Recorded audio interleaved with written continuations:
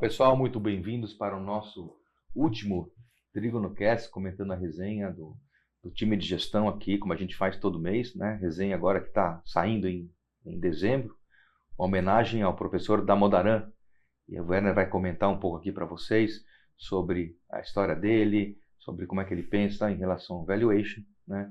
E aqui a gente está vendo aqui o QR Code, quem quiser ter acesso à resenha, é só clicar aqui, tem a resenha na íntegra. Werner, muito bem-vindo, prazer aqui estar com você gravando, né? O que eu sei do Damodaran, da minha época de MBA, professor da Stern, né, na Universidade de Nova York. Hoje ele é um cara muito conceituado, muitos livros escritos, né, que a gente vai comentar, mas é um cara também muito ativo nas redes sociais, tem canal do YouTube, tem blog, é um cara apaixonado e que adora ensinar. Uma das coisas principais que eu lembro da Damodaran é que ele fala que o valuation é uma história. Cada empresa tem a sua história e o valuation conta essa história, traduz a história em números, né? Então, queria voltar a bola para você, Werner, que a sua equipe aí escreveu a resenha. Comenta um pouco aí. Vamos começar comentando um pouco assim. O que significa que cada valuation é uma história? Então, Fred, só até porque o contexto dessa resenha, né, que nós estamos contando um pouquinho, a gente fez algumas resenhas muito comportamental, né? Então vamos voltando aos basics, os básicos. Sim. Basicamente, como é que a gente olha a companhia, as empresas, né? E a história das companhias. Então, basicamente, o valuation não nós vamos até comentar mais, não são os números especificamente, mas o que há por trás dos números, o negócio, a história, né? Eu digo assim, quando você olha o balanço, você olha como se fosse uma fotografia. Bom, aquele retrato no dia 31 de dezembro, ou a data do fechamento. Mas quando você olha o negócio, tem que olhar o filme, especialmente não mais o filme que passou, mas o filme que ainda vai rodar, né? O diretor do filme, ele está olhando todo o contexto, como é que vai ser cada cast, cada filmagem. Então nós como analistas, gestores, temos que olhar o que vem pela frente. Então basicamente o valuation é um processo, né, realmente você trazer os números ao próprio negócio, e é muito difícil, né? Tanto que a gente fala, já escrevemos uma resenha que é Quality and Value, quer dizer, o Quality é a questão do negócio, da percepção, e o value quando você faz os números, né, você pega os balanços, resultados, projeções, então você tem que ter os dois. Nada mais do que o nosso professor está ensinando para a gente aqui. Mas Werner, assim, valuation, DCF, valor intrínseco, margem de segurança, são conceitos que tem mais de 100 anos, né? O próprio Benjamin Graham, depois bastante de Warren Buffett, entre tantos outros que falam. Qual a diferença? Por que o Damodaran? Por que você resolveu falar especificamente do Damodaran quando você fala que você está, né, a turma escreveu uma resenha dos basics? Por que Damodaran e não Graham, que escreveu aquele investidor inteligente e que acaba falando a mesma coisa, né? Sim, eu vou falar, além do Damodaran, eu cito aqui, não está na nossa resenha, mas eu já citei várias vezes, já coloquei na resenha, o Jeremy Siegel, né, que é o professor de Wharton, que eu recomendo muito a leitura do Jeremy, e também do Roger Ibbotson, que nós já mostramos várias vezes, né, que ele mostrou porque small caps, porque as empresas menos líquidas têm retorno a longo prazo. Então, são três professores que para mim são as grandes referências. Mas por que Damodaran? Porque eu fui aluno, o único que eu estive presencialmente, fui aluno do Damodaran, então essa minha história com ele, né, que eu vou até mostrar, Fred, aqui. Então, esse é o ponto que eu queria que você falasse. Aqui, então, Valuation, professor Damodaran, 30 de junho a 1º de julho de 97, IBMEC, né, Seminário Internacional. 97, uma boa parte e aqui, dos assistindo então, não tinham nem aqui, nascido. As minhas anotações, aqui a minha letra horrível, que continua exatamente igual, os desenhos aqui. Então, isso aqui deve ficar, Fred, fica quase que meu livro de cabeceira. Eu estou sempre voltando nos basics para lembrar e resolvi agora trazer para a gente. Pô, será que depois de 27 anos mudou alguma coisa? E nós estamos vendo, mudou muito pouco, né? Então, só outra história, como as coisas mudam. Então, em julho de 97, eu estava na corretora do Citibank, né, que patrocinou, né, pagou esse custo aqui. Em agosto, a corretora fechou.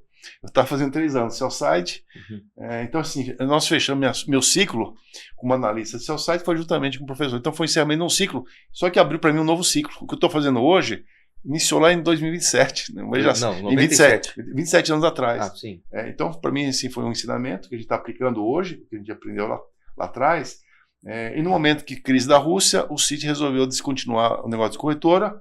Eu fui fazer análise de créditos, né, de bonds lá para fora, e um ano depois eu fui responsável pela estudar a área de crédito no Citibank. Então as coisas vão muito interessante, acontecendo, né? Quando você olha uma empresa sob a ótica de crédito, né? A principal preocupação é receber o dinheiro que foi emprestado, tem toda uma análise de cash flow e de risco, né? Mas quando você olha o valuation de uma empresa, né? Quanto vale aquilo para os acionistas, né? Você tem que ter uma visão de perpetuidade, né? Então, essa história, contar a história da empresa, ela é relevante nos dois casos, porque no crédito você está olhando mais, você está olhando o duration das dívidas e como é que a empresa, né, melhora essa situação, e no caso de equity, está a empresa para sempre o que ela seria. E imagina você, por exemplo, fazer um valuation da Disney na década de 20, um valuation do Google na década de 90. Como é que você poderia imaginar essa evolução das empresas? E o Damodaran usa o caso da Tesla como exemplo. Quando ele fez o valuation da Tesla, né, e é um cara que realmente admite quando está errado, quando ele fez o valuation da Tesla, o que era a Tesla?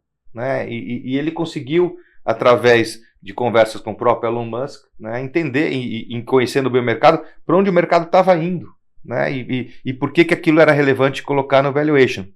Você aqui, trazendo um pouco o caso da Tupi, né, eu vejo que você é mais conservador que o Damodaran, porque eu vejo que você e sua equipe entendem para onde a empresa está indo, né, com a própria compra da MWM e toda a tese de descarbonização e tudo que impacta o futuro da empresa, mas eu sei que a sua história, o seu entendimento da empresa é uma, mas quando você vai modelar, você coloca coisas mais concretas e menos para onde você está vendo a empresa aí. Então você às vezes não considera isso. Eu acho que é uma postura muito saudável para a gente, né?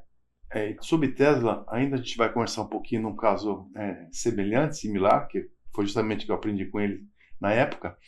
E aqui outra coisa, Fred, porque Damodaran, né, eu comento na resenha, que foi no Hotel Cadoro, entrei na salinha, talvez a primeira pessoa a entrar, e estava lá um rapazinho mexendo no retroprojetor, que você punha as lâminas de acetato, né, era uma por uma, imagina o trabalho isso aqui. Não tem nem mais Cadoro e nem mais retroprojeção. Não tem Cadoro, tem. São 3 apostilas, né, uma a uma, e eu achei que era a pessoa que trabalhava no hotel lá. Aí eu falei, bom dia, ele respondeu good morning, e aí caiu a ficha, era o professor, camisa xadreza também, com a mesma roupa xadrez que ele tinha.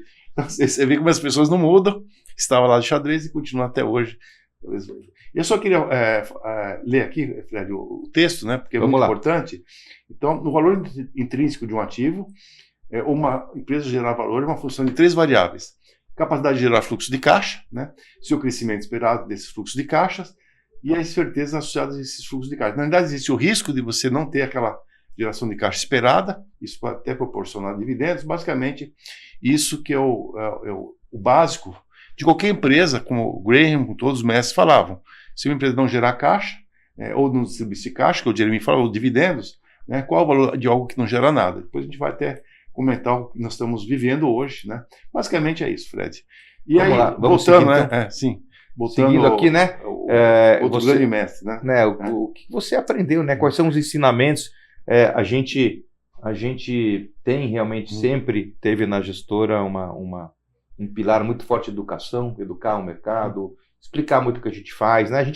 A gente estava lembrando aqui que as nossas lives, elas têm, né, praticamente a idade da empresa, quando a gente começou a fazer. Então, assim, quais são os ensinamentos, quais são os aprendizados em relação ao valuation que você quer passar aqui para os nossos investidores, os nossos colaboradores e os nossos fãs que estão assistindo aqui esse podcast? Então, assim, na primeira página dessa apostila, né, ele citou, inclusive eu também usei, nós usamos no nosso livro, né, a Trigonometria dos Investimentos, tem lá um destaque especial Keynes, que para mim é realmente uma grande referência. Então, não há nada tão perigoso quanto perseguir uma estratégia de investimento racional no mundo irracional. É exatamente o nosso mundo de hoje.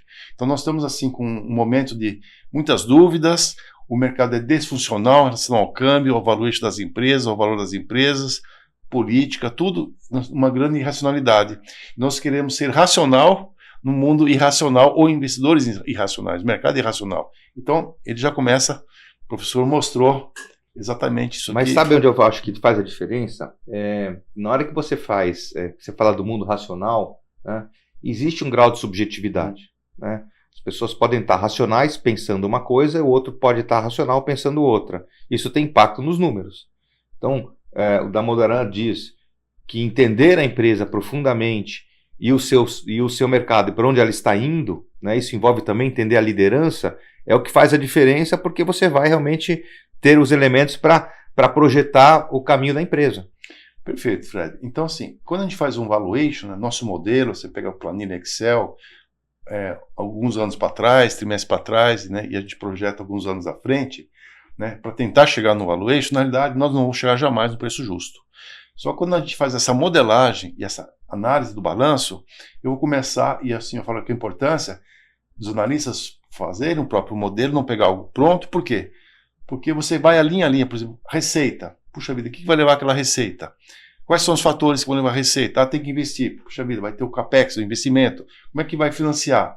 Custo, como é que vai projetar a margem? Quais são os fatores que levam o custo? Você vai linha a linha, e aí eu falo o filme. Você vai rodando o filme até chegar no final, né? Que é aquele lucro no final, né, toda a avaliação da empresa. Então, quando o analista faz o valuation, nada mais do que tentar entender o máximo a empresa e tentar entender também as coisas que ele não sabe. Custo, puxa vida, o que tem por trás do custo, né? Tem a sucata, tem energia elétrica, tem o COC, tem mão de obra. Então ele começa a avaliar cada item. A despesa de vendas, porque aumentou? Porque foi logística, a de China subiu o preço do container. Então ele vai interpretando, entendendo, linha a linha, e vai ter, no final, logicamente, o resultado, que a gente não sabe se é o certo, mas a gente usa 4 métodos para chegar no valuation. Basicamente é esse o valuation, que nós vamos mostrar mais à frente, né? Professor, os mitos do valuation, os problemas do valuation. E só que tem ativos, por exemplo, nós estamos aí nas criptomoedas. Não tem fluxo de caixa, não tem dividendos. Como é que você modela? Então, é a tal da teoria, né, que chama-se Bigger Fool, que aconteceu lá das tulipas, da Companhia dos Mares do Sul e outros. Bolha de internet, subprime, né? .com, subprime. Então, na verdade, você compra um ativo que você não consegue fazer uma avaliação, sempre pensando que vai se valorizar, você vai vender mais caro, porque alguém que pague mais caro amanhã. Teve no Brasil recentemente empresa de varejo, que de repente a turma falou que não é de varejo a empresa de tecnologia, é a nova Amazon do Brasil, jogaram a empresa 500 vezes um múltiplo, empresa com margem de 1%. Isso é um caso atual, Fred, aqui, a Ambipar. Ambipar é uma que subiu antes de ontem quase 40% no dia. Ela subiu até ontem lá, mais de 1.000%. 1.200%, 1.300%. Ela vale 12, 13 vezes o faturamento, né? Só que tem gente comprando. Está comprando hoje, por quê? Porque acha que amanhã alguém vai pagar mais caro, que é o tal do Bigger Fool. O mais bobo, que vai me dar saída amanhã. Né? Então talvez você é o mais bobo. Se ela cair amanhã e nunca mais suba, você foi o mais bobo, o último a pagar. Isso vai acontecer, acontece com vários ativos, e Ambipar vai acontecer um dia. Agora, uma coisa interessante que você falou também sobre criptomoeda, né? Comprar Bitcoin a $100 mil, você é mais bobo ou menos bobo? Porque se amanhã tiver $1 milhão o Bitcoin, aí... Então, o mais bobo mas a gente não tem como saber. O mais bobo foi o que vendeu a 100 mil, talvez, né? A gente não sabe. Não sabe. Mas talvez o mais bobo é o que pagou mas 1 milhão. Com certeza o mais inteligente é o que comprou a 10. Hoje eu vi uma reportagem, eu acho que o cara pagou uma pizza 10 mil bitcoins. Então seria a pizza de $1 bilhão hoje. Mas vamos lá, vamos seguir. Bom, então... Vocês verem que realmente são ativos que você não tem como contar essa história, não tem como criar tangibilidade nos números para ter uma noção de valor. Seguindo aqui, né, a generalidade sobre valuation, Werner, os mitos. Então, esse é importante. Nós fizemos os mitos nas 7 lendas das small caps. Então, aqui é um mito, são 3 mitos que até vai contra o sentido de valuation, né, que as pessoas acham que valuation é uma ciência, você vai chegar num preço justo. Então, o valuation é buscar o preço com o valor justo. Eu já falei que não é isso. Na verdade, o valuation vai muito além disso, que é entender, estudar e analisar todos os fatores que vão implicar o preço, mas não é chegar no preço. Jamais vamos chegar no preço justo, porque não existe preço justo. Sim. Várias técnicas, né? Então o preço justo está na cabeça. E você vai se ajustando também, né? Então o mercado ele vai arbitrar, né? São diversos preços justos que vão chegar a um preço de mercado. E esse preço de mercado vai mudando, quer dizer, o valor da empresa vai mudando todo dia de acordo com o mercado. Então assim, de novo, o bom valuation traz uma estimativa precisa de valor. O que significa um valuation, né? Qual que é o método? Qual que é o critério? O que significa isso? Então, assim, é outro mito, que você acha que você tem o SG, o EVA, o o EV/EBITDA, o fluxo de caixa descontado, quer dizer, são várias formas de você fazer valuation, nenhum deles vai chegar a um valor preciso. Você vai indicar o caminho, né, digamos assim, uma referência, mas ninguém vai chegar no valor justo, porque não existe o preço justo. Não, e não só isso, né, Bernardo? Você, quando faz um valuation, né, você pensa, sei lá, projeta 5 anos, depois projeta a perpetuidade. E toda vez que sai resultado da empresa, as empresas elas publicam um resultado trimestral, tem que revisar como vocês fazem, faz sentido o que eu estou olhando, muda alguma coisa, como é que está a tese. Amanhã você abre o jornal e tem alguma coisa que muda a estrutura da tese. Então, assim, é um trabalho constante de acompanhamento, né? E o terceiro mito, né, que assim, quanto mais quantitativo o modelo, melhor valuation. Então, eu já vi analista que eles pegam assim, ele pega uma planilha, ele tem 500 variáveis, né? O custo, ele tem 10 variáveis no custo, a receita, ele tem 10 variáveis, quer dizer, ele tem lá N variáveis e ele acha que aquilo lá realmente é muito preciso. Eu digo assim, quanto mais complicado, quanto mais variáveis, menor é a qualidade daquele valor, porque você não consegue fazer 10 variáveis vezes 10, você tem 100 diferentes combinações. Sim. Às vezes, com 3 variáveis apenas, você tem um modelo muito mais, digamos, real, porque você vai estar justamente errando talvez 3 fatores, do que você combinar 100 fatores e você não sabe nem a importância de cada um. Sim. Então, assim, a questão de modelo muito técnico, muito detalhado, não quer dizer que você tem um bom valuation. Né? E a outra coisa interessante, que a gente começou desde o início aqui do nosso bate-papo, que o valuation não é simplesmente os números, né? Não é o retrato, mas sim a história que você comentou, né? Entender para onde está indo a empresa, essa história. Então, da própria Damodaran, ele fala, hoje talvez o valor da empresa, não vou dizer o valor, mas o valor de preço, o mercado, ele é muito mais uma questão de narrativa, uma empresa que fale, consiga apresentar vender o seu negócio, narrativa, do que o próprio valor intrínseco, que é o caso do Tesla, né, Nvidia e outras tantas, que nós vamos comentar mais uma aqui na frente. Então, a narrativa, hoje, com as empresas, que é uma grande diferença das empresas, que elas não conseguem se apresentar bem. A gente sabe que, às vezes, o RI, né, o DRI... a gente tenta influenciar bem para a empresa saber se colocar a real para os investidores. E por isso que nós fazemos nossas lives, trazendo as nossas empresas, e através do nosso bate-papo chat, talvez as empresas colocarem uma narrativa que seja compreensível e que também a gente responda ao mercado. Basicamente, a narrativa é muito importante no mercado. O valor dela não vai mudar a narrativa, né? O valor está ali, mas a percepção de valor depende da narrativa. O que me... Só antes de a gente entrar nisso aqui, o que me chama a atenção, às vezes, você pega uma notícia de jornal, às vezes você pega algum dado que sai e que não afeta a tese de investimento, né? Bom, vendas de automóveis caem, emplacamentos caem 10%, né? E aí você sabe, né, a pessoa que conhece as empresas, no nosso caso aqui, sabe que aquilo tem a ver talvez com sazonalidade ou mudança de alguma regra do governo, mas o que mais me estranha é um montão de casa de análise que começa já dar downgrade no target price, muda a recomendação por conta de uma notícia sazonal e de curtíssimo prazo. Né? Então, assim, e aí deixa essa maluquice de mercado. Mas, velho, comenta aqui um pouco sobre as forças de Porter e a competição. Então, Fred, aqui nessa apostila, né, que logicamente eu não lembrava de todo o seminário, né, mas só que eu lendo a apostila, vou dizer, 80% das minhas anotações era referente à competição. Ele não falava, ele deu até os exemplos, né, das ferramentas, os cálculos, mas você tem várias anotações minhas, porque provavelmente eu dei importância e ele deu importância, sobre competição. Isso que vai gerar, digamos, valor ou destruição de valor. E ele citou lá, ele não fala 5 forças de Porter. Eu não tenho nenhuma referência a Porter, mas ele fala das 5 forças. E a gente aqui é um fã das 5 forças de Porter, né, que foi um professor de Harvard, inclusive continua em Harvard, Michel Porter.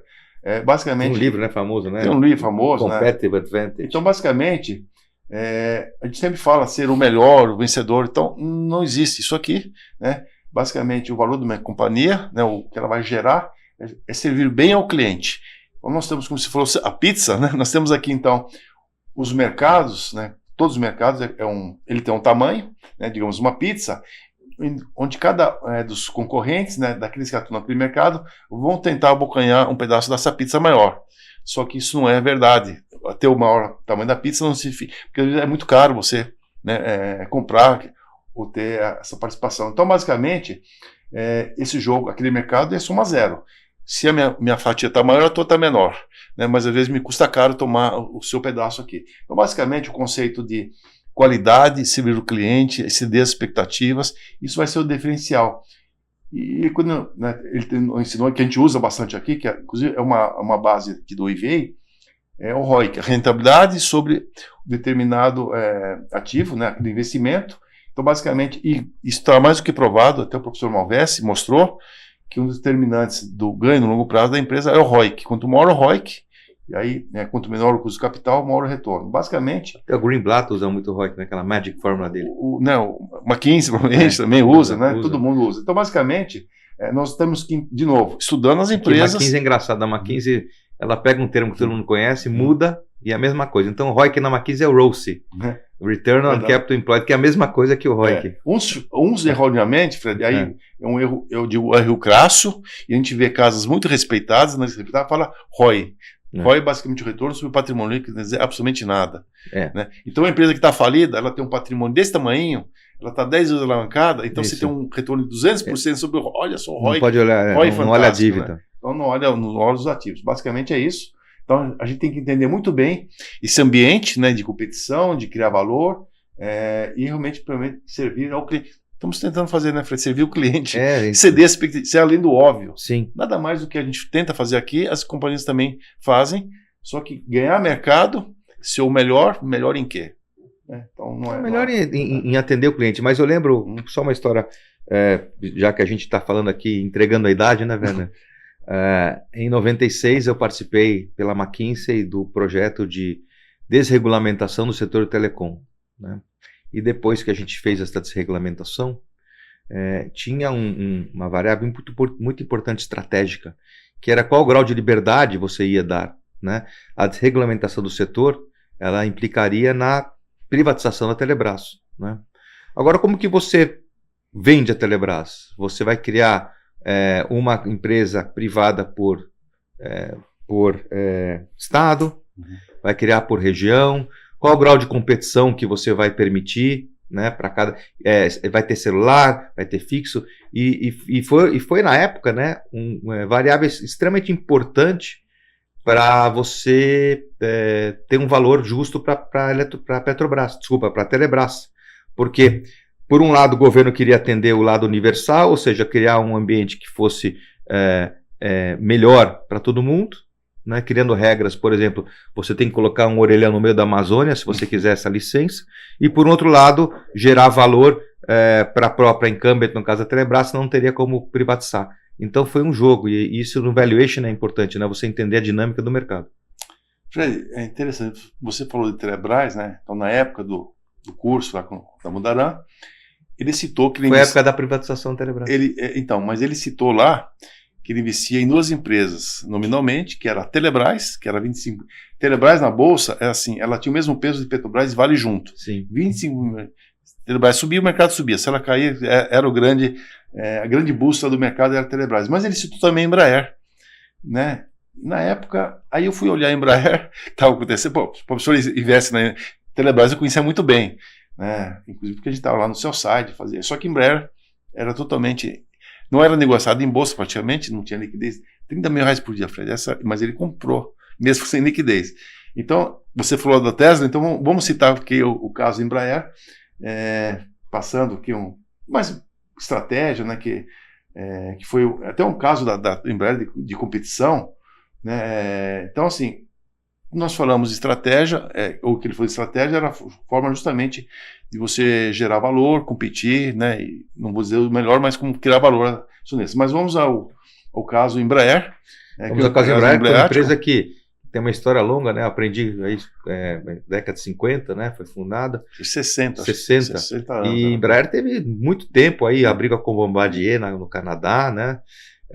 E também teve aí quase sucumbiu a Boeing e fez uma virada excepcional, né? Então conta um pouco da Embraer. Então, Embraer, né, ela foi privatizada em dezembro de 94, basicamente acabando o governo Itamar Franco, 180 milhões de dólares, onde foi usado em moedas podres, né? Inclusive o grupo Osano, a Previ e alguns fundos de pensão acabaram comprando participação e teve um ganho de 4.000% nesses anos. Então, quando ele ele comprou a Embraer, não sei quando é que ele comprou, né, a gente não sabe o preço, mas a Embraer ela caiu de R$ 7,00 para 30 centavos, caiu, sei lá, 95% com essa conta, e esse ano, Fred, curiosamente, olha só, dia de hoje, que a matéria aqui no Valor, né, a ação que mais sobe esse ano, e nós fizemos uma live aqui há pouco tempo atrás e ninguém assistiu essa live, pouca gente assistiu uma das melhores lives, inclusive aqui com o CFO, né, o senhor Antônio Garcia, conta a história dele.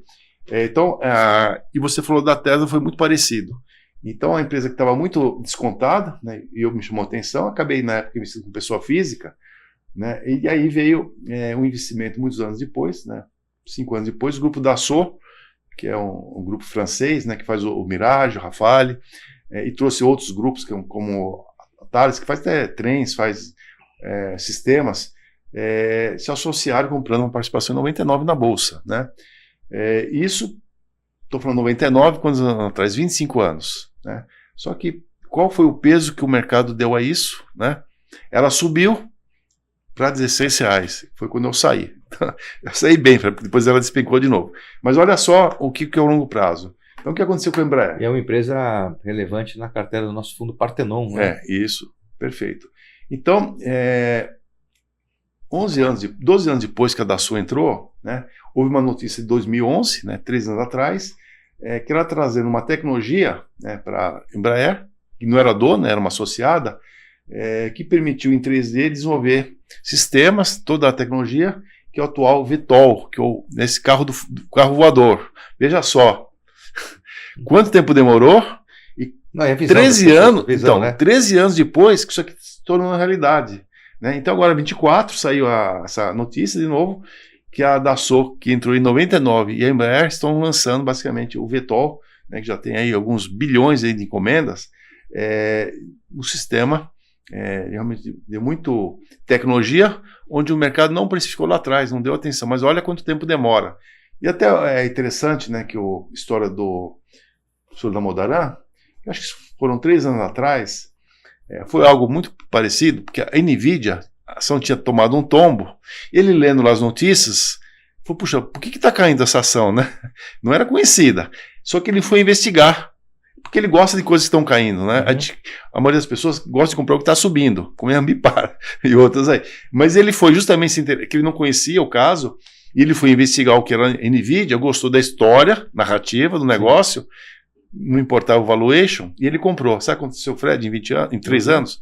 Subiu 20 vezes. Né? É uma empresa com market cap de que é a maior empresa, onde ele não conhecia, o senhor Damodaran não conhecia, comprou porque ela caiu, e esse capital foi multiplicado 20 vezes no momento que ele comprou. Né? Não sei se ele já vendeu ou não. Uma coisa parecida. Porque eu sei que o cara está milionário e continua usando as camisas xadrez dele. Né? E continua dando aulas. Né? Ele, assim, outra coisa que ele faz, né? Que ele dá aulas online, gratuitas. Sim.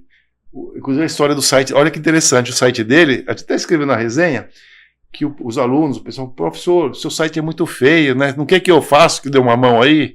Ele falou, não, sabe por quê?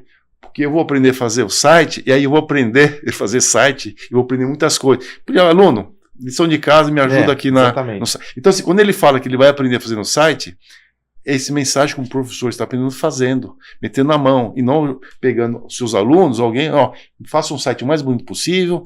Não, ele é humilde e dizendo, não, eu vou melhorar meu site, obrigado aluno, mas eu quero fazer por mim mesmo. Mas você faz muito isso, porque você é um cara com 40 anos de experiência de mercado, que faz que espreda os próprios balanços. Fred, eu faço o que qualquer estagiário aqui faz, planilha, modelo, lê as notas. Eu não sou aquele gestor que vocês fazem aí, me dão de tudo beijado que eu vou decidir. Né? Não. Porque só fazendo, você sabe fazer. Você aprende. Né? Talvez um engenheiro, um arquiteto que nunca sentou um tijolo, passou ali para saber a dificuldade de precisar sentar um tijolo, botar um azulejo que nunca fez. Quando ele vai falar para o pedreiro fazer e ele não sabe a dificuldade, talvez não vai ser um bom engenheiro, um bom arquiteto. Né? Porque se você não fez, dificilmente você vai poder ensinar algo que você nunca fez, né? Na teoria. Então, basicamente, é a lição que eu tive do professor e continuo tendo. Então, recomendo bastante entrar no site dele. Logicamente, está em língua inglesa, né? pega lá um Google Translation, você traduz. Hoje em dia, E a gente usa até hoje da Modaran, quando a gente faz o nosso custo do capital das empresas, né? Eu entro lá no site dele, como é que dá o custo Brasil, para a gente fazer a nossa, pelo menos ter um insight, porque os investidores estrangeiros vão usar o custo, né, Brasil, o custo do capital das empresas, então a Modaran vai influenciar muita gente para fazer o mesmo. Então, Fred, basicamente é isso, e a gente queria passar a nossa mensagem de final de ano, né, para todos. Papai Noel, né? O Werner ainda tem mais uma live semana que vem, mas então eu já vou deixar a minha mensagem, que a gente tem aí um 2025 com muita paz, muita saúde, né?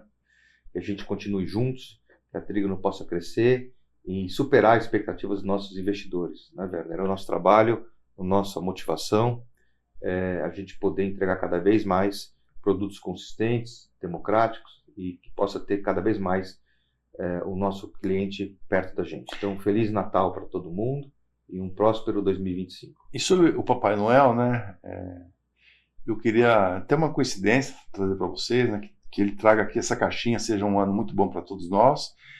Eu tenho um neto recém-nascido que chama-se Klaus, né, nome alemão. Que é o nome do Papai Noel? Santa Claus. Né? E eu tenho outro neto, né, vai fazer 2 anos em fevereiro, que chama-se Nicolas, que nada mais também vem de Nicolaus, né? Então, assim, são meus 2 netinhos, que foram os presentes de Papai Alemão Noel e russo. que eu ganhei aqui. Né? Então, eu muito feliz também ter meus netos que nos lembram Papai Noel, a alegria, né? Os presentes, os pais que, quando presenteiam. A coisa mais assim que eu me emociono é quando dava o presente para meus filhos, os olhos brilhavam, né? Acreditava que era Papai Noel que trouxe. Sim. Então, sim, a todos que tenham filhos pequenos, netos, né? Um Feliz Natal. Aqueles que ainda se vestem de Papai Noel, que eu nunca fiz, mas gostaria. Então vamos aí curtir Precisa botar Papai Noel. Uma almofada aí na barriga e barba. Barba branca, né? Então, assim, Feliz Natal a todos. Teremos aqui... E a gente usa daquele Vetol lá como trenó. Vamos lá, Papai Noel, vai lá, vai em vez das alças, né? Porque hoje acho que não é muito SG você usar o animal para puxar o trenó. Não, você usa o elétrico da Embraer lá, que puxa o elétrico, que não faz barulho, né? Isso. Bonitinho. Então, Feliz Natal, Feliz Ano Novo a todos e até a próxima resenha, né? E obrigado, Fred, por estar aqui conosco mais uma vez. É um prazer, Werner. Vamos aí para 2025. Vamos lá. Obrigado. Firmes e fortes. Obrigado a todos e até a próxima.